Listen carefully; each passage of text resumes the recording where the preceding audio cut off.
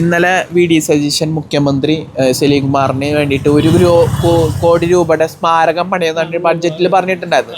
അതിനെതിരെ കുറേ അധികം വിമർശനങ്ങൾ വരുന്നുണ്ട്. അത് എന്തിനാണ് അതിൻ്റെ ആവശ്യം എന്നിട്ട് വിമർശനം വരുന്നുണ്ട്, അല്ലെങ്കിൽ വേറെ എന്തെങ്കിലും പണിതൂടെ എന്ന് പറയുന്നുണ്ട്. ചേട്ടനാണ് എന്താണ് അഭിപ്രായം?